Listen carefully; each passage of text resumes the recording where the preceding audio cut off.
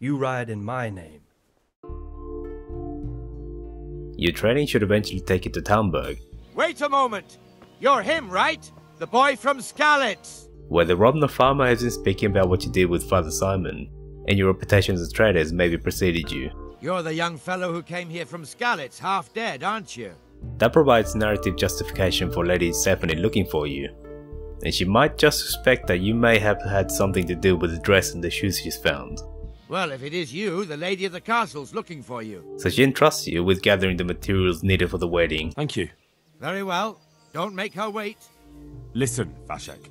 I've been entrusted by the Lady of Talmberg. If you mention to Vashek that you're here on Lady Stephanie's behalf, he'll be more cooperative. Lady Stephanie? Then you know her? She's a good person. She even talked to me once.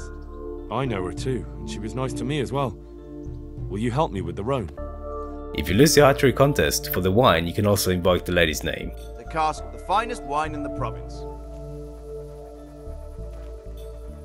With the bandits, the best thing to do is to sneak in at night. They lack the discipline of trained soldiers, so both of them go to sleep. That means that you'll be able to knock at least one of them out, and if the other one wakes up, he'll be naked.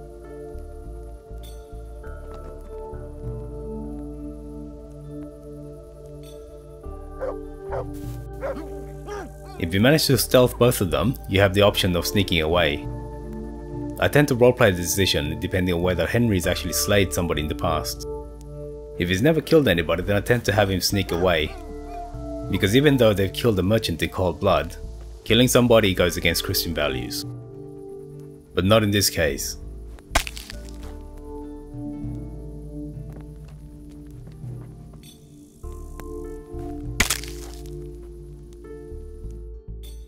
Once you've gathered everything, the lady will reward you. Many people have wondered whether this is realistic, but one way to think about it is that you've got a noble couple without an heir. They've tried but not managed to have any children, which probably stems from Sir Divish's age and his imprisonment, so the chances of them having a natural heir is very low. And if they were to die heirless, their estate would be distributed to others. Lady Stephanie remarking that Henry resembles her father probably has something to do with keeping up appearances.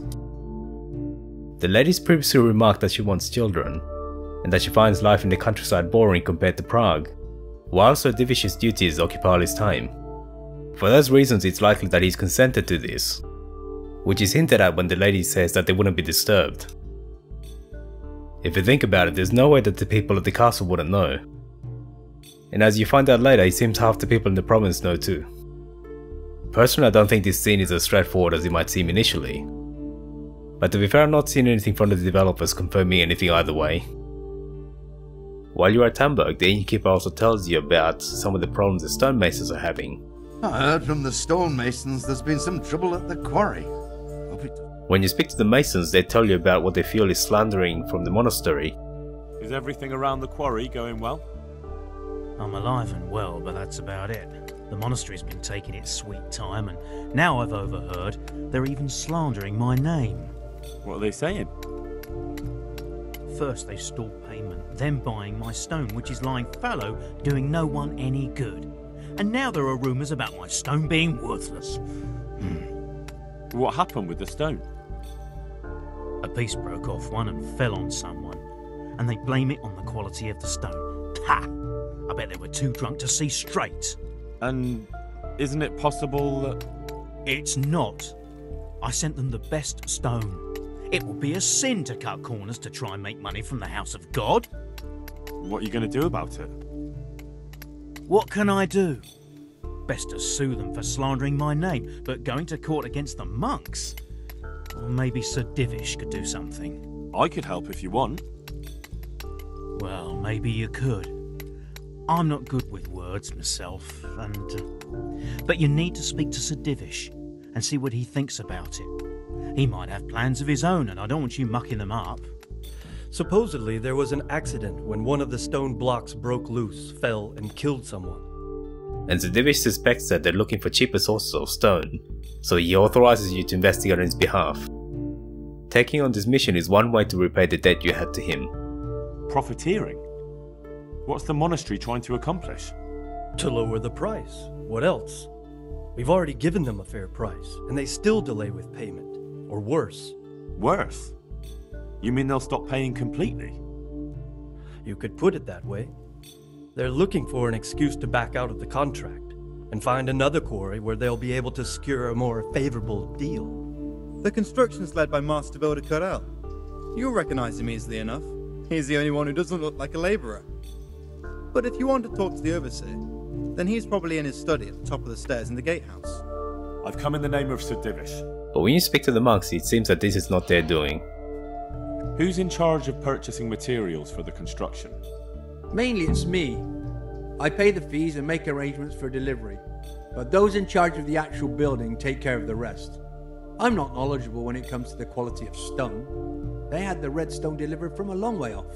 They take care of storage as well? Yes, but usually whatever arrives is used up straight away. The construction is in full progress. Do you remember when they brought the last delivery of stone? Yes, it rained a lot that week, so they let the carriage sit right outside of the gate on the other side of the wall. It took some time before it was dry enough for further transport. And there wasn't anything strange about it? A little strange, I suppose. Usually they bring us a large block of stone, which the builders cut to size. This time it was a number of smaller pieces. No one complained. They probably saw it as less work. I heard that you were late with your payment to the Talmberg Quarry. That's true. We ourselves had late payments, and it took some time before we gathered enough money to pay.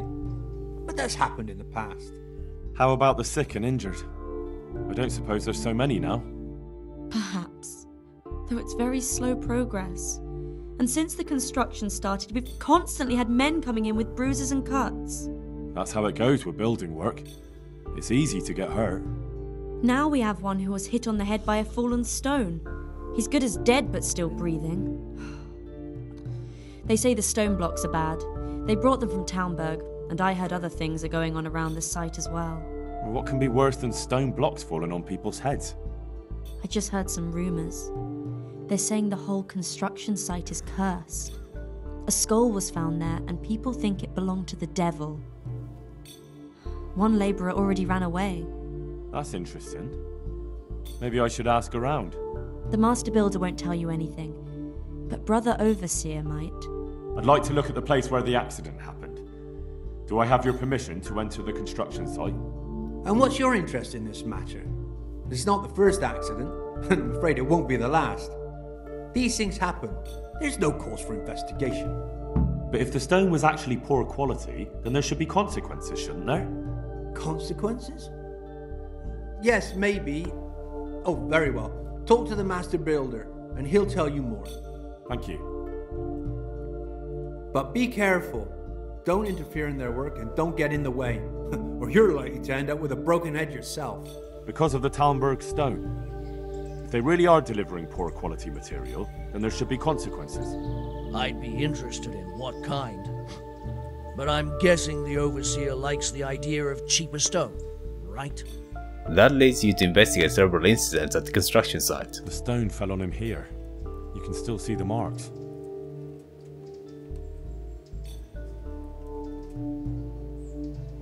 There's even more of the bad stone up here. I hope the rest of it won't be falling on people's heads too. This has to be the stone that hit him. I'll take a piece of it. Maybe someone will recognize it. The stone involved in the death of a worker is definitely not Talmberg stone. It's old and weathered. But this isn't my stone. What? Well, this stone isn't from my quarry. See the grain? That's not from the weathering. The stone is from somewhere else. Did you send the last delivery of stone in smaller pieces? No. Why would we do that? We always deliver it in big blocks. It's easier for us. That's odd. They told me they were glad you got them smaller pieces so they had less work to dress it. But that's not possible. It seems the stone you sent never arrived and they got this instead. Unthinkable. I delivered the last shipment myself because I wanted to exchange a few words with them, and nothing happened along the way. Then someone must have replaced them on site. But what would the builders have out of it? To replace it and then say we sent it? I don't think the builders know what happened. Most likely it's someone else who has their fingers in this. So who had access to the stone then? Me. I watch over everything here, and when necessary, I go to see my master. If either he or his workers were to move the stone, nobody would suspect a thing. And are you responsible for checking the stone? Yes. We tested what load they could handle and how much they crumbled during dressing. But some of them must have been more weathered than we thought. Have you seen Leszek, the scaffolder? And the person who found the skull is missing now. I want to talk to him about the head he dug up. Really? That's interesting. Why? He asked me to meet him on the scaffolding tonight. Following the quest directions leads you to wait at a scaffolding. But if you were paying attention, there were a lot of clues throwing suspicion on the apprentice. But I'd wager someone made him do it. Things like the richness of his clothing, the fact that all the accidents happened in his area of responsibility, and that the worker who found the skull is now gone missing. Very well. We'll meet at night. If I'm not down at the bottom, then look for me at the top. Alright.